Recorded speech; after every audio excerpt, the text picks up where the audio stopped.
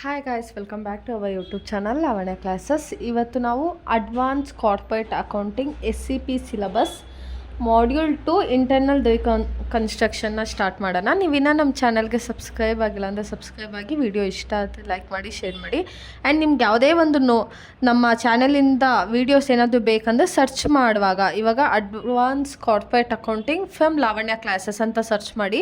So ಕಂಪ್ಲೀಟಾಗಿ play list ಸಿಗುತ್ತೆ. ಆಮೇಲೆ ಇನ್ನೊಂದು ನಾನು ನಿಮಗೆ ಸ್ಟಾರ್ಟಿಂಗಲ್ಲೇ ಹೇಳಿದ್ದೆ, ಯಾರಿಗಾದ್ರೂ ಪರ್ಸ್ನಲಾಗಿ ಟ್ಯೂಷನ್ಸ್ ಬೇಕು, ಆನ್ಲೈನ್ ಟ್ಯೂಷನ್ಸ್ ಏನಾದರೂ ಬೇಕು, ಇವಾಗ ಅಂತಲ್ಲ, ಇವಾಗಾದ್ರೂ ನೆಕ್ಸ್ಟ್ ಮಂತಿಂದ ಟ್ಯೂಷನ್ಸ್ನ ಸ್ಟಾರ್ಟ್ ಮಾಡ್ತೀನಿ. ಜಾಯ್ನ್ ಆಗಿ, ಇಲ್ಲಾಂದರೆ ಎಕ್ಸಾಮ್ ಟೈಮಲ್ಲಿ ಜಾಯ್ನ್ ಆಗಂಗಿದ್ದು ಜಾಯ್ನ್ ಆಗ್ಬೋದು. ಎಕ್ಸಾಮ್ಸ್ 3 ಡೇಸ್ 2 ಡೇಸ್ಗಿಂತ ಮುಂಚೆ ಕ್ಲಾಸಸ್ ಕಂಡಕ್ಟ್ ಮಾಡ್ತೀವಿ. DM ಮಾಡಿ, ಡಿಸ್ಕ್ರಿಪ್ಷನಲ್ಲಿ ಇನ್ಸ್ಟಾಗ್ರಾಮ್ ID ಇರುತ್ತೆ, DM ಮಾಡಿ. ನಿಮ್ಮ ಇಷ್ಟ ಇದ್ದರೆ ಮಾತ್ರ, ಇಲ್ಲ ಓದ್ಕೋತೀನಿ ಅನ್ನೋರು ಓದ್ಕೊಳ್ಳಿ, ಓಕೆನಾ. ಮತ್ತು 100% ಏನಂದರೆ ಪಕ್ಕ ಪಾಸ್ ಆಗ್ತೀರ. 100% ರಿಸಲ್ಟನ್ನ ನೀವು ಎಕ್ಸ್ಪೆಕ್ಟ್ ಮಾಡ್ಬೋದು. ಯಾಕಂದರೆ ಯಾವ ಫೇಲ್ ಆಗಿಲ್ಲ. ಲೈಕ್ ಲಾಸ್ಟ್ ಸೆಮ್ಮಲ್ಲೆಲ್ಲ ಕ್ಲಾಸಸ್ ತೊಗೊಂಡು ಎಲ್ಲ ತುಂಬ ಚೆನ್ನಾಗಿ ಮಾಡಿದ್ದಾರೆ exams. So advance corporate accounting ಸ್ವಲ್ಪ ಕಷ್ಟ ಇದೆ. ನಿಮ್ಮ ಇಷ್ಟ, ಜಾಯ್ನ್ ಆಗೋಂಗಿದ್ದರೆ DM ಮಾಡಿ, ಓಕೆನಾ. ಇವಾಗ ಮಾಡ್ಯೂಲ್ 2 ಇಂಟರ್ನಲ್ ರೀಕನ್ಸ್ಟ್ರಕ್ಷನ್. ಏನು ಇಂಟರ್ನಲ್ ರೀಕನ್ಸ್ಟ್ರಕ್ಷನ್ ಅಂದರೆ, ಇವಾಗ ಫಸ್ಟು ರೀಕನ್ಸ್ಟ್ರಕ್ಷನ್ ಅಂದರೆ ಏನು ಅಂತ ನೋಡೋಣ. ರೀಕನ್ಸ್ಟ್ರಕ್ಷನ್ ಅಂದರೆ ಇವಾಗ ಒಂದು ಕಂಪನಿ ಚೆನ್ನಾಗಿ ಓಡ್ತಿರುತ್ತೆ, ಓಕೆನಾ. ಫಸ್ಟು ರೀಕನ್ಸ್ಟ್ರಕ್ಷನ್ ಮೀನಿಂಗ್ ನೋಡೋಣ. It is a process of reorganisation of company. ಏನೋ ಕನ್ಸ್ಟ್ರಕ್ಷನ್ಸ್ ಅಂದರೆ ಏನು, ಮನೆ ಕಟ್ಟೋದು ಅಲ್ವಾ. ರೀಕನ್ಸ್ಟ್ರಕ್ಷನ್ ಅಂದರೆ ಕಟ್ಟಿರೋ ಮನೆಯಲ್ಲಿ ಏನಾದರೂ ಒಂದು, ಈಗ ಕನ್ಸ್ಟ್ರಕ್ಷನ್ ಬಿಲ್ಡಿಂಗ್ಸ್ ನೋಡ್ತೀವಲ್ವ, ಕಟ್ಟಿರೋದ್ರಲ್ಲಿ ಏನಾದರೂ ಪ್ರಾಬ್ಲಮ್ ಆದರೆ ನಾವು ಆಲ್ಟ್ರೇಷನ್ ಮಾಡ್ಕೋತೀವಲ್ಲ, ಅದೇ ಥರ ಈ ಕಂಪನಿ ವೈಸಲ್ಲೂ ಅಷ್ಟೇ. ರೀಕನ್ಸ್ಟ್ರಕ್ಷನ್ಸ್ ಅಂದರೆ ಒಂದು ಕಂಪನಿ ತುಂಬ ಚೆನ್ನಾಗಿ ಓಡ್ತಿರುತ್ತೆ, ಇದ್ದಕ್ಕಿದ್ದಂಗೆ ಲಾಸಸ್ ಆಗುತ್ತೆ. ಸೊ ಅವಾಗೇನು ಮಾಡ್ತಾರೆ, ಕ್ಲೋಸ್ ಮಾಡೋ ಬದಲು ಸ್ವಲ್ಪ ಚೇಂಜಸ್ ಮಾಡ್ತಾರೆ, ಓಕೆನಾ. ಇವಾಗ ನೀವು ನೋಡಿರ್ತೀರ ಅನಿಸುತ್ತೆ. ಲೈಕ್ ಇವಾಗ ನೋಡಿ, process of reconstruction of a company, it takes place when financial position is not good. ನಾವು ರೀಕನ್ಸ್ಟ್ರಕ್ಷನ್ ಯಾವಾಗ ಮಾಡ್ತೀವಿ ಅಂದರೆ, ಒಂದು ಕಂಪನೀಲಿ ಕೆಲವೊಂದು ಚೇಂಜಸ್ ಯಾಕೆ ಮಾಡ್ತೀವಿ ಅಂದರೆ, ಇವಾಗ ಚೆನ್ನಾಗಿ ನಡೀತಿದ್ದೆ, ನಾವ್ಯಾಕೆ ಕೆಲವೊಂದು ಚೇಂಜಸ್ ಆಲ್ಟ್ರೇಷನ್ ಮಾಡ್ತೀವಿ ಅಲ್ವಾ. ಏನಾದರೂ ಲಾಸಸ್ನ ಫೇಸ್ ಮಾಡ್ತಿದ್ದೆ, ಫಿನಾನ್ಷಿಯಲ್ ಪೊಸಿಷನ್ ಏನಾದರೂ ಚೆನ್ನಾಗಿಲ್ಲ ಅಂದಾಗ ನಾವೇನು ಮಾಡ್ತೀವಿ, ರೀಕನ್ಸ್ಟ್ರಕ್ಷನ್ ಮಾಡ್ತೀವಿ. ಯಾಕೆಲ್ಲನೂ ಫಿನಾನ್ಷಿಯಲ್ ಪೊಸಿಷನ್ನು ಚೆನ್ನಾಗಿರಲ್ಲ ಅಂದರೆ, due to over valuation of asset. ಇವಾಗೇನು, ಇಲ್ಲಿ ಲಯಬಿಲಿಟೀಸು, ಇಲ್ಲಿ ಅಸೆಟ್ ಇರುತ್ತಲ್ವಾ. ಇಲ್ಲಿ ಅಸೆಟ್ ಹತ್ತೆ ನಾನು 10 lakh rupees ಅಂತ ಎಂಟ್ರಿ ಮಾಡೋಕ್ಕೆ ಹೋಗಿ ಏನು ಮಾಡ್ತೀನಿ, 15 lakh rupees ಅಂತ ಎಂಟ್ರಿ ಮಾಡಿಬಿಡ್ತೀನಿ. ಲ್ಯಾಕು ಅರ್ಥ ಆಗ್ತಿದೆಯಾ. ಓವರ್ ವ್ಯಾಲ್ಯೂಯೇಷನ್ ಅಂದರೆ ಏನು, 10 lakh ಇರೋದು 15 lakh ಮಾಡಿಬಿಡ್ತೀನಿ, ಇಲ್ಲ 5 lakh ಇರೋದು 10 lakh ಮಾಡಿಬಿಡ್ತೀನಿ. ಸೊ ಮಿಸ್ಸಾಗಿ ಏನು ಮಾಡ್ತೀನಿ, ಜಾಸ್ತಿ ಮಾಡೋದು ಇಲ್ಲ ಕಮ್ಮಿ ಎಂಟ್ರಿ ಮಾಡೋದು, ಹಾಗೆ ಮಾಡಿಬಿಡ್ತೀನಿ. Next accumulating losses. ಸೊ ಅದರಿಂದ ಏನಾಗುತ್ತೆ, ಮತ್ತು ಇವಾಗ ಕಂಟಿನ್ಯೂಸ್ ಆಗಿ ಒಂದು 5 ವರ್ಷದಿಂದ ಲಾಸ್ ಆಗ್ತಿದೆ ಅಂತ ಅಂದ್ಕೊಳ್ಳಿ. ಸೊ ಅವಾಗ ಏನು ಮಾಡ್ತೀವಿ, ಕ್ಲೋಸ್ ಮಾಡೋ ಪರಿಸ್ಥಿತಿ ಬರುತ್ತಲ್ವಾ. ಆವಾಗ ಕೆಲವೊಂದು ಚೇಂಜಸ್ ಮಾಡ್ಕೊಳ್ಳೋದು. ಇವಾಗ ಫಾರ್ ಎಕ್ಸಾಂಪಲ್ ನನ್ನೊಂದು ಕಂಪನಿ ಇದೆ ಅಂತ ಅಂದ್ಕೊಳ್ಳಿ, ಫುಲ್ಲು ಲಾಸಲ್ಲಿ ನಡೀತಿದೆ, ಓಕೆನಾ. ಆ ಕಂಪನಿ ಫುಲ್ ಲಾಸಲ್ಲಿ ನಡೀತಿದೆ, ಕ್ಲೋಸ್ ಮಾಡೋದಕ್ಕೆ ನನಗಿಷ್ಟ ಇಲ್ಲ. ಅದಕ್ಕೆ ನಾನು ಏನು ಹೇಳ್ತೀನಿ, ಇವಾಗ ಈಕ್ವಿಟಿ ಶೇರ್ಸು, ಪ್ರಿಫರೆನ್ಸ್ ಶೇರ್ಸು, ಓಕೆನಾ, ಡಿಬೆಂಚರ್ಸು, ಇದೆಲ್ಲನೂ ನಾನು ಇಶ್ಯೂ ಮಾಡಿರ್ತೀನಿ. ಇವಾಗ equity shares 10 rupees, 10,000 into 10, preference shares 20 into 10,000, debentures 10%, ಈ ಥರ ಎಲ್ಲ ಮಾಡ್ಕೊಂಡಿರ್ತೀನಿ. ಸೊ ಕ್ಲೋಸ್ ಮಾಡೋ ಪರಿಸ್ಥಿತಿ ಬಂದಾಗ ಏನು ಮಾಡ್ತೀನಿ, ಇವತ್ತು ಎಲ್ಲ ಹೋಗಿ ರಿಕ್ವೆಸ್ಟ್ ಮಾಡ್ಕೋತೀನಿ. ಏನಂತ ಅಂದರೆ, ಈಕ್ವಿಟಿ ಶೇರ್ಸು ನಾನು ನಿಂಗೆ 10 rupees ಥರ ಕೊಡಬೇಕಲ್ವಾ, ನಾನು ನಿನಗೆ 5 rupees ಥರ ಕೊಡ್ತೀನಿ, ಯಾಕಂದರೆ ನನಗೆ ತುಂಬ ಲಾಸ್ ಆಗ್ತಾಯಿದೆ ಅಂತ ನಾನು ಹೋಗ್ಬಿಟ್ಟು ಈಕ್ವಿಟಿ ಶೇರ್ ಹೋಲ್ಡರ್ಸ್ ಹತ್ರ ರಿಕ್ವೆಸ್ಟ್ ಮಾಡೋದು. ಮತ್ತು ಪ್ರಿಫರೆನ್ಸ್ ಶೇರ್ಸು ಅಷ್ಟೇ, ಈಗ 20 rupees ಕೊಡಬೇಕಲ್ಲ, 18 rupees ಕೊಡ್ತೀನಿ. ಈಗ ಡಿಬೆಂಚರ್ಸು ಅಷ್ಟೇ, ನಾನು ನಿಮ್ಮ ಹತ್ರ ಸಾಲ ಇಸ್ಕೊಂಡಿರ್ತೀನಿ 10% ಇಂಟ್ರೆಸ್ಟ್ ಥರ, 10% ಕೊಡೋದಕ್ಕಾಗಲ್ಲ, ನಾನು ನಿನಗೆ 8% ಕೊಡ್ತೀನಿ. ಇಲ್ಲ 1 ಲಕ್ಷ ಕೊಡಬೇಕಾಗತ್ತೆ, 1 ಲಕ್ಷ ಕೊಡೋಕ್ಕಾಗಲ್ಲ, ನಾನು ತುಂಬ ಲಾಸಲ್ಲಿದ್ದೀನಿ, ನಾನು 1 ಲಕ್ಷದ ಬದಲು ಒಂದು 90,000 95,000 ಹಿಂಗೆ ಕೊಡ್ತೀನಿ ಅಂತ ರಿಕ್ವೆಸ್ಟ್ ಮಾಡಿಕೊಂಡು ಆಮೇಲೆ ರೀಕನ್ಸ್ಟ್ರಕ್ಷನ್ ಮಾಡ್ಕೋಬೇಕು. ಕಂಪ್ನಿನ ಏನು ಮಾಡಬೇಕು, ಮತ್ತು ರೀಕನ್ಸ್ಟ್ರಕ್ಷನ್ ಮಾಡ್ಕೊಳ್ಳೋದ್ರಿಂದ ಏನಾಗುತ್ತೆ, ಅದು ನಾರ್ಮಲ್ ಆಗಿ ಎಫೆಕ್ಟಿವ್ ಆಗಿ ರನ್ ಆಗುತ್ತೆ. ಅರ್ಥ ಆಗ್ತಿದೆ ಅಲ್ವಾ. ಯಾವುದೋ ಒಂದು ಕಂಪನಿ ಫುಲ್ಲು ಲಾಸಲ್ಲಿ ಇನ್ನೇನು ಮುಳುಗೋಗುತ್ತೆ ಅನ್ನೋ ಸ್ಟೇಜಲ್ಲಿ ಇರುತ್ತೆ. ಅವಾಗೇನು ಮಾಡ್ತಾರೆ, ಈಗ ಸಾಲ ಕೊಡೋರು ಇಲ್ಲ equity shares, preference shares holder ಹತ್ರ ಎಲ್ಲ ಹೋಗಿ ರಿಕ್ವೆಸ್ಟ್ ಮಾಡಿಕೊಂಡು ಕೋರ್ಟ್ಗೂ ಅಷ್ಟೇ ಅವತ್ತೆ ಹೋಗ್ಬಿಟ್ಟು ರಿಕ್ವೆಸ್ಟ್ ಮಾಡಿಕೊಂಡು ಆಮೇಲೆ ಏನು ಮಾಡ್ತಾರೆ, ಕೊಡೋ ದುಡ್ಡಲ್ಲಿ ಇವಾಗ ನೋಡಿ ಅವ್ನು 10 ಲಕ್ಷ ಕೊಡೋ ಜಾಗದಲ್ಲಿ 5 ಲಕ್ಷ ಕೊಡ್ತಾನೆ. 5 ಲ್ಯಾಕ್ ಏನಾಗುತ್ತೆ, ಅವ್ನಿಗೆ ಸೇವ್ ಆಗುತ್ತೆ. ಇನ್ನೊಂದು ಕಡೆ ಒಂದು 5 ಲ್ಯಾಕ್ ಸೇವ್ ಆಗುತ್ತೆ. ಹಾಗೆ ಸೇವ್ ಆಗ್ತಾ ಅವ್ನಿಗೊಂದು 50 ಲ್ಯಾಕ್ ರುಪೀಸ್ ಗಂಟ ಸೇವ್ ಆಗುತ್ತೆ. ಸೊ ಸೇವ್ ಆಗೋದ್ರಿಂದ ಏನಾಗುತ್ತೆ, ಅವ್ನಿಗೆ ಅಡ್ವಾಂಟೇಜ್ ಅಲ್ವಾ, ಅವ್ನಿಗೆ ಪ್ರಾಫಿಟ್ ಆದಂಗಲ್ವಾ. ಸೊ ರೀಕನ್ಸ್ಟ್ರಕ್ಷನ್ ಅಂದರೆ ಅದು. ಆಮೇಲೆ ಈಗ ರೀಕನ್ಸ್ಟ್ರಕ್ಷನ್ಸಲ್ಲಿ 2 ಟೈಪ್ಸ್ ಬರುತ್ತೆ.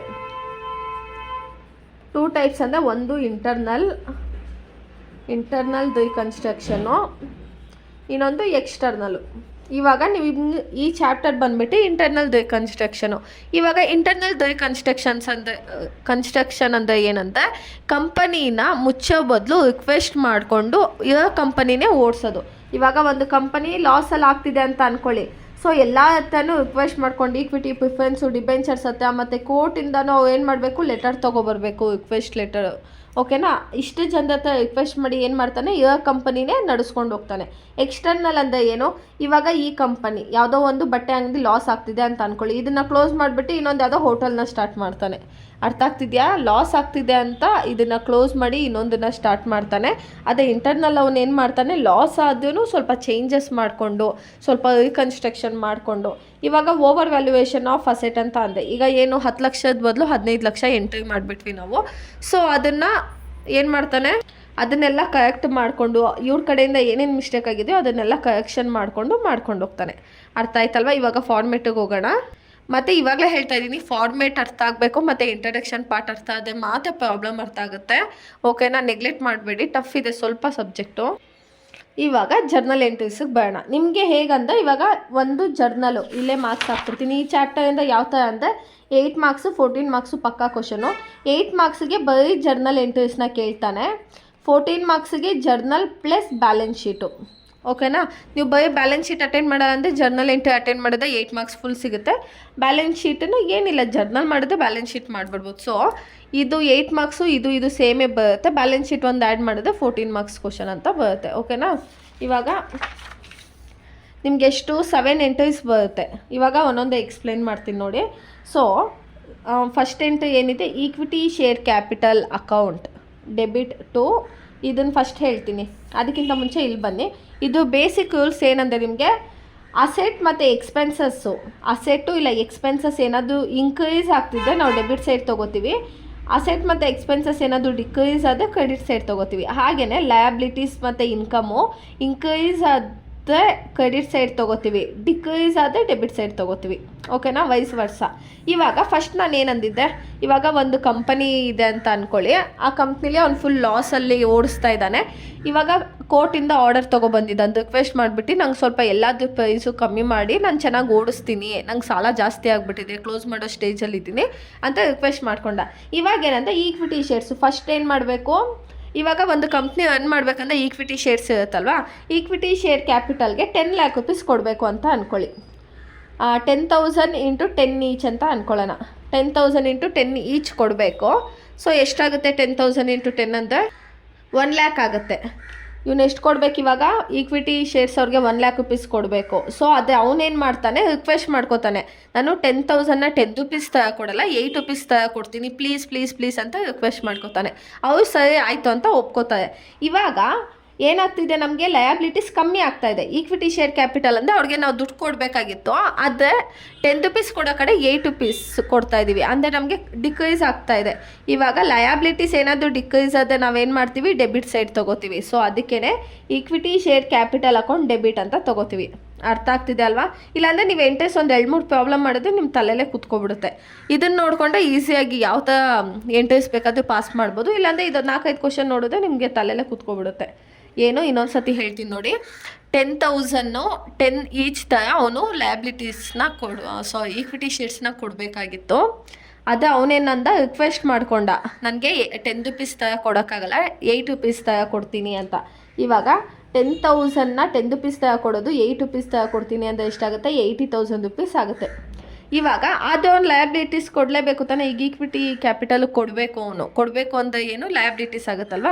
ಇವಾಗ ಲಯಬಿಲಿಟೀಸು ಸಾಲ ನಾವು ಅವ್ರಿಗೆ ಕೊಡಬೇಕು, ಡಿಕ್ರೀಸ್ ಆಗ್ತಾಯಿದೆ. ಎಷ್ಟು 10 ಲ್ಯಾಕ್ ಇದ್ದಿದ್ದು 80,000ಗೆ ಬರ್ತಾಯಿದೆ. ಸೊ ಡಿಕ್ರೀಸ್ ಆಗ್ತಾಯಿದೆ. ಲಯಬಿಲಿಟೀಸ್ ಡಿಕ್ರೀಸ್ ಆದರೆ ಡೆಬಿಟ್ ಸೈಡ್ ಹಾಕಬೇಕು. So equity share capital account debit ಎಷ್ಟು 1 ಲ್ಯಾಕ್ ರುಪೀಸ್ ನಾವು ಅವನಿಗೆ ಕೊಡಬೇಕು. ಅದನ್ನು ನಾವು ರಿಕ್ವೆಸ್ಟ್ ಮಾಡ್ಕೋತಾ ಇದ್ದೀವಿ. 1 ಲ್ಯಾಕ್ ರುಪೀಸ್ ಕೊಡೋಕ್ಕಾಗಲ್ಲ, 8 ರುಪೀಸ್ 80,000 ಕೊಡ್ತೀನಿ ಅಂತ. ಸೊ ಏನಾಗ್ತಾಯಿದೆ, ನಮಗೆ ಇನ್ಕ್ರೀಸ್ ಆಗ್ತಾಯಿದೆ. ಏನು ಇನ್ಕ್ರೀಸ್ ಆಗ್ತಾಯಿದೆ, ನಾವು ಅವ್ರಿಗೆ ದುಡ್ಡು ಕೊಡಬೇಕಲ್ವಾ. ಸೊ ಲಯಬಿಲಿಟೀಸು ಇನ್ಕ್ರೀಸ್ ಆಗ್ತಾಯಿದೆ. ಇನ್ಕ್ರೀಸ್ ಆದರೆ ಕ್ರೆಡಿಟ್ ಸೈಡ್ ತೊಗೋಬೇಕು ನಾವು. So to equity share capital account ಅಂತ ತೊಗೋತೀವಿ. ಈಗ 1 ಲ್ಯಾಕ್ ರುಪೀಸ್ ಕೊಡಬೇಕಾಗಿತ್ತು, 80,000 ರುಪೀಸ್ ಕೊಡ್ತಾ ಇದ್ದೀವಿ. ಇವಾಗ 1 ಲ್ಯಾಕಲ್ಲಿ 80,000 ರುಪೀಸು ಹೋದರೆ ನಮಗಿನ್ನ ಎಷ್ಟು ಮಿಕ್ಕುತ್ತೆ, 20,000 ರುಪೀಸ್ ಅಲ್ವಾ. ಆ 20,000ನ ನಾವು ಕ್ಯಾಪಿಟಲ್ ಡಿಡಕ್ಷನ್ ಅಕೌಂಟ್ ಅಂತ ಹೇಳ್ತೀವಿ. ಅಂದರೆ 20,000 ಪ್ರಾಫಿಟ್ ಆಯ್ತಲ್ವ ನಮಗೆ. 1 ಲ್ಯಾಕ್ ರುಪೀಸ್ ಕೊಡಬೇಕಾಗಿತ್ತು, ರಿಕ್ವೆಸ್ಟ್ ಮಾಡಿ 80,000 ರುಪೀಸ್ ಕೊಡ್ತೀವಿ. ಓಕೆನಾ. ಇವಾಗ ನಮಗೆ ಪ್ರಾಫಿಟ್ ಎಷ್ಟಾಯಿತು, 20,000 ಪ್ರಾಫಿಟ್ ಆಯಿತು. ಆ ಪ್ರಾಫಿಟನ್ನು ನಾವು ಕ್ಯಾಪಿಟಲ್ ಡಿಡಕ್ಷನ್ ಅಕೌಂಟ್ ಅಂತ ಕ್ರೆಡಿಟ್ ಸೈಡಲ್ಲಿ ತೊಗೋತೀವಿ. ಆಯಿತಾ. ಈಕ್ವಿಟಿ ಶೇರ್ಸ್ ಮುಗೀತು. ಇವಾಗ ಪ್ರಿಫರೆನ್ಸ್ ಶೇರ್ಸು ಅಷ್ಟೇ. ಪ್ರಿಫರೆನ್ಸ್ ಶೇರ್ಸ್ ಯಾವ ಥರ ಅಂದರೆ, ಇವಾಗ 10,000 × 20 ಅಂತ ಅಂದ್ಕೊಳ್ಳೋಣ. 10,000 × 20 ಅಂದರೆ ನಾವು ಅವ್ನಿಗೆ ಎಷ್ಟು ಕೊಡಬೇಕು, 2 ಲ್ಯಾಕ್ ರುಪೀಸ್ ಕೊಡಬೇಕಾಗತ್ತೆ. ಆಯಿತಾ. ಇವಾಗ ನಾವು ಅವನಿಗೆ ದುಡ್ಡು ಕೊಡಬೇಕು. ಸೊ ಲಯಬಿಲಿಟೀಸ್ ಆದರೆ ನಾವೇನಂತೀವಿ, ನಾವು 20 ರುಪೀಸ್ ಥರ ಕೊಡೋಲ್ಲ, ನಿಮಗೆ 10 ರುಪೀಸ್ ಥರ ಕೊಡ್ತೀವಿ ಅಂತ. ಈಗ 20 ರುಪೀಸ್ ಥರ ಕೊಡಬೇಕಾಗಿತ್ತು, ಅದನ್ನು ನಾವೇನು ಮಾಡ್ತಾಯಿದ್ದೀವಿ, 10 ರುಪೀಸ್ ಥರ ಕೊಡ್ತೀವಿ. ಸೊ 10,000 × 10 ಮಾಡಿದ್ರೆ ಏನಾಗುತ್ತೆ, 1 ಲ್ಯಾಕ್ ಆಗುತ್ತೆ. ನಾವು ಅವ್ನಿಗೆ 2 ಲ್ಯಾಕ್ ರುಪೀಸ್ ಕೊಡಬೇಕಾಗಿತ್ತು, ಬಟ್ ನಾವು ಇಷ್ಟು ಕೊಡ್ತಾ ಇದ್ದೀವಿ. ಸೊ ಇಲ್ಲ ಹಾಕಬೇಕು, 2 ಲ್ಯಾಕ್ ರುಪೀಸ್ ಕೊಡಬೇಕು. ಅದೇ ನಾವು ಕೊಡ್ತಾ ಇರೋದು 1 ಲ್ಯಾಕ್ ರುಪೀಸ್. ಇನ್ನು 1 ಲ್ಯಾಕ್ ರುಪೀಸ್ ಏನಾಗ್ತಿದೆ, ನಮಗೆ ಪ್ರಾಫಿಟ್ ಆಗ್ತಿದೆ. ಅದನ್ನು ಕ್ಯಾಪಿಟಲ್ ಡಿಡಕ್ಷನಲ್ಲಿ ತೊಗೋತೀವಿ. ಆಯಿತಾ. ಇವಾಗ ಇದು ಎಂಟ್ರೀಸ್ ಹೆಂಗೆ ಪಾಸ್ ಮಾಡೋದು ಅಂದರೆ, ಇವಾಗ ಕಮ್ಮಿ ಆಗ್ತಾ ಇದೆ ಅಲ್ವಾ. 2 ಲ್ಯಾಕ್ ರುಪೀಸ್ ಬದಲು 1 ಲ್ಯಾಕ್ ರುಪೀಸ್ ನಾವು ಕೊಡಬೇಕಾಗಿರೋದು. ಲಯಬಿಲಿಟಿ ಏನಾದರೂ ಡಿಕ್ರೀಸ್ ಆದರೆ ಡೆಬಿಟ್ ಸೈಡ್ ಆಗುತ್ತೆ. So preference share capital account debit ಇಟ್ಟು ಆಮೇಲೆ ಇವಾಗ ಲಯಬಿಲಿಟಿನ ನಾವು ಅವ್ರಿಗೆ ಪೇ ಮಾಡಬೇಕು. ಸೊ ಪೇ ಮಾಡಬೇಕಂದ್ರೆ ಲಯಬಿಲಿಟೀಸ್ ಜಾಸ್ತಿ ಆಯ್ತಲ್ವ, ಇನ್ಕ್ರೀಸ್ ಆದರೆ credit side. To preference share capital account 1 lakh. ಇನ್ನು ಮಿಕ್ಕಿದ 1 ಲ್ಯಾಕನ್ನು ಟು ಕ್ಯಾಪಿಟಲ್ ಡಿಡಕ್ಷನ್ ಅಕೌಂಟ್ ಅಂತ ತೊಗೋತೀವಿ. ಅರ್ಥ ಆಗ್ತಿದೆಯಾ. ಇದು ಮುಂಚೆ ಹಳೇದಿದ್ದು, ಇವಾಗ ನಾವು ಕೊಡಬೇಕಾಗಿರೋದೆಷ್ಟು, 1 ಲ್ಯಾಕು. ನೆಕ್ಸ್ಟು ಇನ್ ಕೇಸ್ ಏನಾದರೂ ಕ್ವಶನಲ್ಲಿ ನಿಮಗೆ ಲಯಬಿಲಿಟೀಸ್ ಸೈಡು ರಿಸರ್ವ್ಸ್ ಅಂತ ಏನಾದರೂ ಕೊಟ್ಟಿದ್ದರೆ ನಾವು ರಿಸರ್ವ್ಸ್ನ ತೊಗೋತೀವಿ. ಅಂದರೆ ಹೋದ ವರ್ಷದ್ದು ಏನಾದರೂ ರಿಸರ್ವ್ ಒಂದು ಸ್ವಲ್ಪ ದುಡ್ಡು ಮಿಕ್ಕಿದ್ದು ಏನಾದರೂ ಇಟ್ಟರೆ ಅದನ್ನು ತೊಗೋತೀವಿ. ನೆಕ್ಸ್ಟು ಡಿಬೆಂಚರ್ ಕೂಡ ಸೇಮ್ ಇದೇ ಥರನೇ. ಇವಾಗ ಡಿಬೆಂಚರ್ ನಾವು ಅವ್ನಿಗೆ 10 ಲಕ್ಷ ರೂಪಾಯಿ ಸಾಲ ಕೊಡಬೇಕು ಅಂತ ಅಂದ್ಕೊಳ್ಳಿ, ಬಟ್ 10 ಲಕ್ಷ ರೂಪಾಯಿ ಕೊಡೋಕ್ಕಾಗಲ್ಲ, 5 ಲಕ್ಷ ರೂಪಾಯಿ ಕೊಡ್ತೀವಿ ಅಂತ ಒಪ್ಕೋತೀವಿ. ಆಯಿತಾ. ಇವಾಗ 10 ಲಕ್ಷ ರೂಪಾಯಿ ಕೊಡಬೇಕಾಗಿತ್ತು, ನಾವು 5 ಲಕ್ಷ ಕೊಡ್ತಾ ಇದ್ದೀವಿ. ಹಾಗಾದರೆ ಇನ್ನು 5 ಲ್ಯಾಕ್ ಏನಾಗುತ್ತೆ, ಪ್ರಾಫಿಟ್ ಆಗುತ್ತೆ. ಸೊ ಅದನ್ನು ಏನಂತ ಹೇಳ್ತೀವಿ, ಕ್ಯಾಪಿಟಲ್ ಡಿಡಕ್ಷನಲ್ಲಿ ತೊಗೋಬೇಕು. ನೆಕ್ಸ್ಟು ಕ್ರೆಡಿಟಾರ್ಸು. ಈಗ ಯಾವತ್ತೂ ಸಾಲ ತೊಗೊಂಡಿರ್ತೀನಿ. ಸಾಲ ತೊಗೊಂಡಾಗ ಏನು ಮಾಡ್ತೀನಿ, ಅವ್ನಿಗೆ ಹೇಳ್ತೀನಿ, ನಂಗೆ ತುಂಬ ಪ್ರಾಬ್ಲಮ್ ಆಗಿದೆ, ಪ್ಲೀಸ್ ನನಗೆ ಸ್ವಲ್ಪ ಕಮ್ಮಿ ಮಾಡ್ಕೊ. ಈಗ ನಾನು ಅವ್ನಿಗೆ 10,000 ರುಪೀಸ್ ಕೊಡಬೇಕು ಅಂತ ಅಂದ್ಕೊಳ್ಳಿ. ಸೊ ಅವನೇನಂತಾನೆ, ಸರಿ 2,000 ರುಪೀಸ್ ಬಿಟ್ಟು ಇನ್ನು ಮಿಕ್ಕಿದ ದುಡ್ಡು ನೀನೇ ಇಟ್ಕೊ. ಇವಾಗ ನಾವು ಅವ್ನಿಗೆ ಎಷ್ಟು ಕೊಡಬೇಕಾಗಿರೋದು, 10,000 ಕೊಡಬೇಕು. ಅದು ಅವನೇನು ಹೇಳ್ತಾ ಇದ್ದಾನೆ, 2,000ನ ಬಿಟ್ಟು ಮಿಕ್ಕಿದ್ದು ಕಳಿಸು. ಈಗ 10,000 - 2,000 ಅಂದರೆ 8,000. ಸೊ ಅವನೇನು ಹೇಳ್ತಾ ಇದ್ದಾನೆ, 8,000 ಕಳಿಸು ಅಂತ ಹೇಳ್ತಿದ್ದಾನೆ. ಈ 2,000 ಏನಾಗುತ್ತೆ, ರಿಡಕ್ಷನ್ ಆಗುತ್ತೆ. ಓಕೆನಾ. ನಾವು ಅವ್ನಿಗೆ ಎಷ್ಟು ಪೇ ಮಾಡೋದು, 8,000 ರುಪೀಸು. ಅರ್ಥ ಪ್ರಾಬ್ಲಮ್ ಮಾಡಿದ್ದೆ ಅರ್ಥ ಆಗುತ್ತೆ, ಬಟ್ ಇದು ಫಾರ್ಮೆಟು ನಿಮ್ಗೆ ಎಕ್ಸ್ಪ್ಲೈನ್ ಮಾಡ್ತಿರೋದು ಅಷ್ಟೇ. ಅರ್ಥ ಆಯ್ತಲ್ವಾ. ಈಕ್ವಿಟಿ ಶೇರ್ ಕ್ಯಾಪಿಟಲ್ ಹತ್ತನೂ ರಿಕ್ವೆಸ್ಟ್ ಮಾಡ್ಕೊಂಡ್ವಿ, ಪ್ರಿಫರೆನ್ಸ್ ಶೇರ್ಸ್ ಹತ್ತನೂ ರಿಕ್ವೆಸ್ಟ್ ಮಾಡ್ಕೊಂಡ್ವಿ. ರಿಸರ್ವ್ಸ್ ಅಂದರೆ ಹೋದ ವರ್ಷದ್ದು ನಮ್ಮ ಹತ್ರನೇ ಇದ್ದಿದ್ದು, ಮತ್ತು ಡಿಬೆಂಚರ್ಸ್ ಹತ್ತನೂ ಬ್ಯಾಂಕ್ ಅವ್ರ ಹತ್ರನೂ ರಿಕ್ವೆಸ್ಟ್ ಮಾಡ್ಕೊಂಡ್ವಿ. ಕ್ರೆಡಿಟರ್ಸು ಚಿಕ್ಕ ಪುಟ್ಟ ಸಾಲ ಇವಾಗ ಏನು ಮಾಡ್ತಾರೆ ಅಂದರೆ, ಲೈಕ್ ಇಷ್ಟು ಪರ್ಸೆಂಟ್ ಅಂತ ಕಮ್ಮಿ ಮಾಡಲ್ಲ. ಈಗ 50,000 ರೂಪಾಯಿ ಕೊಡಬೇಕಂದ್ರೆ ಒಂದು 20,000 ರೂಪಾಯಿ ಬಿಟ್ಟು ಮಿಕ್ಕಿದ್ದು ಕಳಿಸು ಅಂದರೆ ನಾವೇ ಲೆಸ್ ಮಾಡ್ಕೋಬೇಕು. 20,000 ಬಿಟ್ಟು ಅಂದರೆ 50 - 20 ಎಷ್ಟಾಗುತ್ತೆ, 30,000 ಆಗುತ್ತೆ. Next asset account to capital deduction. ಇವಾಗ ನಾನು ನಿಮ್ಗೆ ಹೇಳಿದೆ, ಓವರ್ ವ್ಯಾಲ್ಯೂಯೇಷನ್ 10 ಲಕ್ಷ ಹಾಕೋ ಬದಲು ಲ್ಯಾಂಡ್ ಆ್ಯಂಡ್ ಬಿಲ್ಡಿಂಗು 15 ಲಕ್ಷ ಹಾಕ್ಬಿಟ್ಟಿರ್ತೀನಿ. ಸೊ ಏನಾಗುತ್ತೆ, ಅಸೆಟ್ ವ್ಯಾಲ್ಯೂ ಜಾಸ್ತಿ ತೋರಿಸುತ್ತೆ ಅಲ್ವಾ. ಸೊ ಅದನ್ನು ಕಮ್ಮಿ ಮಾಡಿಕೊಂಡು ನಾವಿಲ್ಲಿ ಹಾಕೋಬೇಕು. ಇಲ್ಲಾಂದರೆ ಇವಾಗ ನಮ್ದು ಅಸೆಟ್ ಬಂದು 10 ಲಕ್ಷ ರೂಪಾಯಿ ಇರುತ್ತೆ, ನಾನು 15 ಲಕ್ಷಕ್ಕೆ ಸೇಲ್ ಮಾಡಿಬಿಡ್ತೀನಿ. ಸೊ ನನಗೇನಾಗ್ತಿದೆ, 5 ಲ್ಯಾಕ್ ರುಪೀಸ್ ಪ್ರಾಫಿಟ್ ಆಗ್ತಾಯಿದೆ ಅಲ್ವಾ, ಅದನ್ನು ಇಲ್ಲಿ ತೊಗೋಬೇಕು. ನೆಕ್ಸ್ಟು ಲಾಸ್ಟ್ ಎಂಟ್ರಿ ಯಾವುದಂದರೆ ಕ್ಯಾಪಿಟಲ್ ಡಿಡಕ್ಷನ್ ಅಕೌಂಟ್. ಈ ಕ್ಯಾಪಿಟಲ್ ಡಿಡಕ್ಷನ್ ಅಕೌಂಟ್ ಎಲ್ಲಿಂದ ಬರುತ್ತೆ ಗೊತ್ತಾ, ಇಲ್ಲಿ 20,000 ಇಲ್ಲಿ ನೋಡಿ, ಇಲ್ಲೇನೇನು ಅಮೌಂಟ್ ಇರುತ್ತೆ ಗೊತ್ತಾ, ಅದನ್ನೆಲ್ಲ ತೊಗೊಂಡು ಇಲ್ಲಿ ಆ್ಯಡ್ ಮಾಡ್ಕೋಬೇಕು. ಇದು ನೆಕ್ಸ್ಟು ಇದು. ಇವಾಗ ಫಾರ್ ಎಕ್ಸಾಂಪಲ್ ಈಕ್ವಿಟಿ ಶೇರಲ್ಲಿ 5 ಲ್ಯಾಕು, ಇಲ್ಲಿ 5 ಲ್ಯಾಕು, ಇಲ್ಲಿ 10 ಲ್ಯಾಕ್ ಅಂದರೆ 5, 5, 10, ಇಲ್ಲಿ 10, 20, 25, 30. ಸೊ ಇಲ್ಲೇನು ಮಾಡ್ತೀವಿ, 30 ಲ್ಯಾಕ್ಸ್ ಅಂತ ಹಾಕೋತೀವಿ. ಅರ್ಥ ಆಗ್ತಿದೆಯಾ ನಿಮಗೆ. ಅರ್ಥ ಆಗ್ತಿದೆ ತಾನೇ? ಇಲ್ಲೇನೇನಿತ್ತು ನಮಗೆ, ಇಲ್ಲೇನೇನಿತ್ತು ಅದಷ್ಟನ್ನು ಆ್ಯಡ್ ಮಾಡಿ ಇಲ್ಲಿ ತೊಗೋತೀವಿ. ಆಮೇಲೆ ಮಿಕ್ಕಿದ್ದು ನಿಮಗೆ ಕ್ವಶನಲ್ಲಿ ಕೊಟ್ಟಿರ್ತಾನೆ ಅಸೆಟ್ ಸೈಡಲ್ಲಿ P&L account, preliminary expenses, discount, goodwill, patent, fixed asset, depreciation, reconstruction expenses, ಹಾಳು ಮೂಳು ಏನೇನಿರುತ್ತೆ ತೆಗ್ದಿಲ್ಲಿ ಹಾಕೋಬೇಕು. ಆಮೇಲೆ ಇವಾಗ ಇದಿಷ್ಟನ್ನು ಹಾಕೋತೀವಿ ಅಂತ ಅಂದ್ಕೊಳ್ಳಿ, ಓಕೆನಾ? ಇದಿಷ್ಟು ಹಾಕೋತೀವಿ, ಬಟ್ ನಮಗೆ 25 ಲ್ಯಾಕ್ ಆಗುತ್ತೆ ಅಷ್ಟೇ. ಇನ್ನು 5 ಲ್ಯಾಕ್ ರುಪೀಸ್ ಮಿಕ್ಕಿ ಇರುತ್ತಲ್ವಾ, ಅದನ್ನು ಕ್ಯಾಪಿಟಲ್ ರಿಸರ್ವ್ ಅಕೌಂಟ್ BF ಅಂತ ಅಂದು ಇಲ್ಲಿ ತೊಗೋಬೇಕು. ಅರ್ಥ ಆಗ್ತಿದೆಯಾ? ಅದೇ ಇವಾಗ ಇದಿಷ್ಟು ಬ್ಯಾಲೆನ್ಸಿಂಗ್ ಫಿಗರ್ ಮಾಡಬೇಕಲ್ವ ನಾವು. ಇವಾಗ ಇದಿಷ್ಟನ್ನು ಆ್ಯಡ್ ಮಾಡಿದ್ರೆ ಅಸೆಟ್ ಸೈಡು ನಮಗೆ 25 ಲ್ಯಾಕ್ ಮಾತ್ರ ಬರುತ್ತೆ. ನಮಗೆ ಕ್ಯಾಪಿಟಲ್ ಡಿಡಕ್ಷನ್ ಇರೋದೆಷ್ಟು? ಈ 30 ಲಕ್ಷ ನಮಗೆ ಮಿಕ್ಕೈತೆ. ಇವಾಗ ಇಷ್ಟು ಜನಕ್ಕೂ ಸಾಲ ಕೊಟ್ಟು ಎಲ್ಲ ಮುಗಿಸಿ ಮತ್ತೆ ಇನ್ನು 5 ಲಕ್ಷ ಮಿಕ್ಕಿದೆ. ಆ 5 ಲಕ್ಷ ಮಿಕ್ಕಿರೋದನ್ನು ನಾವು to capital reserve account balancing figure ಅಂತ ತೋರಿಸ್ಬೇಕು. ಇಲ್ಲ ಅಂದರೆ ಕ್ವಶನಲ್ಲೇ ನಿಮಗೆ ಏನಂತ ಕೊಟ್ಟಿರ್ತಾನೆ ಗೊತ್ತಾ? ಬ್ಯಾಲೆನ್ಸಿಂಗ್ ಫಿಗರ್ನ ಗುಡ್ವಿಲ್ ಅಂತ ತೋರಿಸಿ ಅಂತ ಕೊಟ್ಟಿದ್ದೆ. ನಾವು ಏನಿಲ್ಲ, ಇಲ್ಲಿ ಕ್ಯಾಪಿಟಲ್ ರಿಸರ್ವ್ ಅಂತ ಇದೆಯಲ್ವಾ, ಅಲ್ಲಿ ಗುಡ್ವಿಲ್ ಅಕೌಂಟ್ ಬ್ಯಾಲೆನ್ಸಿಂಗ್ ಫಿಗರ್ ಅಂತ ತೋರಿಸ್ತೀವಿ. ಇಲ್ಲ ಅಂದರೆ ಪಕ್ಕಾ ನೀವು ರಿಸರ್ವ್ ಅಂತಲೇ ಕ್ಯಾಪಿಟಲ್ ರಿಸರ್ವ್ ಅಂತಲೇ ತೋರಿಸ್ಬೇಕಾಗಿರೋದು. ಓಕೆನಾ? ನೋಡಿ, ವಿಡಿಯೋ ಒಂದು ಸತಿ ಅರ್ಥ ಆಗಿಲ್ಲ ಅಂದರೆ 2-3 ಸತಿ ನೋಡಿ, ಯಾಕಂದರೆ ನಿಮ್ಗೆ ಈಸಿ ಇಲ್ಲ ಈ ಸಬ್ಜೆಕ್ಟ್. ಓಕೆನಾ? ನಿಮ್ಮ ಕಡೆಯಿಂದ 100% ಎಫರ್ಟ್ಸ್ ಇರಲೇಬೇಕು, ಇಲ್ಲಾಂದರೆ ಅರ್ಥ ಆಗಲ್ಲ. ಇನ್ನೊಂದು ಸತಿ ನೋಡಿ ಹೇಳ್ತೀನಿ. ಏನಂದಿದೆ? ಕ್ಯಾಪಿಟಲ್ ಈಕ್ವಿಟಿ ಶೇರ್ ಕ್ಯಾಪಿಟಲು 10 ಲಕ್ಷ ಕೊಡಬೇಕಾಗಿತ್ತು. ನಾನು ನಾರ್ಮಲ್ ಇಲ್ಲಿಯ ವ್ಯಾಲ್ಯೂಸ್ ಹೇಳ್ತಾ ಇಲ್ಲ, ನಾನು ನಾರ್ಮಲಾಗಿ ಹೇಳ್ತಿರೋದು. ಈಕ್ವಿಟಿ ಶೇರ್ ಕ್ಯಾಪಿಟಲು ಅವ್ನಿಗೆ 10 ಲಕ್ಷ ಕೊಡಬೇಕಾಗಿತ್ತು. ನಾನು ರಿಕ್ವೆಸ್ಟ್ ಮಾಡಿಕೊಂಡು 8 ಲಕ್ಷ ಕೊಡ್ತೀನಿ ಅಂದೆ. ಸೊ 10 ಲಕ್ಷನೂ ಎಂಟ್ರಿ ಮಾಡ್ತೀವಿ, 8 ಲಕ್ಷನೂ ಎಂಟ್ರಿ ಮಾಡ್ತೀವಿ. ಈ ಮಿಕ್ಕಿದ 2 ಲ್ಯಾಕ್ ರುಪೀಸ್ನ ನಾವು ಕ್ಯಾಪಿಟಲ್ ಡಿಡಕ್ಷನ್ ಅಕೌಂಟ್ ಅಂತ ತೋರಿಸ್ತೀವಿ. ಯಾಕೆ ತೋರಿಸ್ತೀವಿ ಅಂದರೆ ಅದು ಪ್ರಾಫಿಟ್ಟು. ನಂಗೆ 7 ಲಕ್ಷ ರೂಪಾಯಿ ಸೇವ್ ಆಯ್ತಲ್ವಾ. ನೆಕ್ಸ್ಟು ಪ್ರಿಫರೆನ್ಸ್ ಶೇರ್ಸಲ್ಲೂ ಅಷ್ಟೇ, ನಾನು ಅವ್ನಿಗೊಂದು 20 ಲಕ್ಷ ಕೊಡಬೇಕಾಗಿತ್ತು. ಅದೇ ನಾನು ಅವ್ನಿಗೆ ರಿಕ್ವೆಸ್ಟ್ ಮಾಡಿಕೊಂಡು 15 ಲಕ್ಷ ಕೊಡ್ತೀನಿ ಅಂದೆ. ಇನ್ನು 5 ಲಕ್ಷ ಏನಾಯಿತು, ನನಗೆ ಪ್ರಾಫಿಟ್ ಆಯಿತು. ಅದು capital deduction account. Next reserve ಅಂದರೆ ಪರ್ಟಿಕ್ಯುಲರ್ ಕೊಟ್ಟಿರಲ್ಲ, ಯಾಕಂದರೆ ಇವನು ಕ್ಲೋಸ್ ಆಗ್ತಿದೆ ಕಂಪ್ನಿ ಅಂತ ಕೆಲವೊಂದು ಸತಿ ಮಾತ್ರ ರಿಸರ್ವ್ ಕೊಡ್ತಾನೆ. ಅಂದರೆ ಯಾವುದಾದ್ರು ಹೋದ ವರ್ಷದ್ದು ಆಚೆ ವರ್ಷದ್ದು ಏನಾದರೂ ಇಷ್ಟು ದುಡ್ಡನ್ನ ರಿಸರ್ವ್ ಇಟ್ಟಿದ್ದೆ ಅದನ್ನು ತೊಗೋಬೇಕು. ನೆಕ್ಸ್ಟು ಡಿಬೆಂಚರ್ಸು ಅಂದರೆ ಬ್ಯಾಂಕಿಂದ ಲೋನ್ ತೆಗ್ದಿರ್ತಾನೆ, ಅಲ್ಲೂ ಹೋಗ್ಬಿಟ್ಟು ರಿಕ್ವೆಸ್ಟ್ ಮಾಡ್ತಾನೆ. ಆಮೇಲೆ ಈ ಸರ್ಕಸ್ ಎಲ್ಲ ಮಾಡಬೇಕಂದ್ರೆ ಕೋರ್ಟ್ ಕಡೆಯಿಂದ ಅವನಿಗೆ ಆರ್ಡರ್ ಆಗಿದ್ದರೆ ಮಾತ್ರ ಅವ್ನು ರೀಕನ್ಸ್ಟ್ರಕ್ಷನ್ ಮಾಡ್ಕೋಬೇಕು. ಇಲ್ಲ ಸುಮ್ಮನೆ ಇವಾಗ ನಿಮ್ಮದೇ ನೀವು ಮಾಡ್ಕೊಳ್ಳೋ ಹಾಗೆಲ್ಲ ಇಲ್ಲ. ಓಕೆನಾ? ಮತ್ತು ಇವೆಲ್ಲ ಯಾವೂ ಕಮ್ಮಿನೂ ಮಾಡ್ಕೊಳ್ಳಲ್ಲ. ನೀವು ಸುಮ್ಮನೆ ಹೋಗ್ಬಿಟ್ಟು ಹೇಳಿದೆ ಕೋರ್ಟ್ ಆರ್ಡರ್ ಇದ್ದರೆ ಮಾತ್ರ ಕಮ್ಮಿ ಮಾಡ್ಕೊಳ್ಳೋದು. ನೆಕ್ಸ್ಟು ಬ್ಯಾಂಕ್ ಅವ್ರ ಹತ್ರನೂ ರಿಕ್ವೆಸ್ಟ್ ಮಾಡ್ತಾರೆ. ಕ್ರೆಡಿಟರ್ಸು ಎಲ್ಲೋ ದುಡ್ಡು ಇಸ್ಕೊಂಡಿರ್ತಾರೆ, ಒಂದು 50,000 ರೂಪಾಯಿ. ಅವನೇನಂತಾನೆ ಒಂದು 10,000 ರೂಪಾಯಿ ಬಿಟ್ಟು 40,000 ರೂಪಾಯಿ ಕೊಡುವಂತಾನೆ. ಸೊ ಅಲ್ಲಿ 10,000 ರೂಪಾಯಿ ಪ್ರಾಫಿಟ್ ಆಗುತ್ತೆ.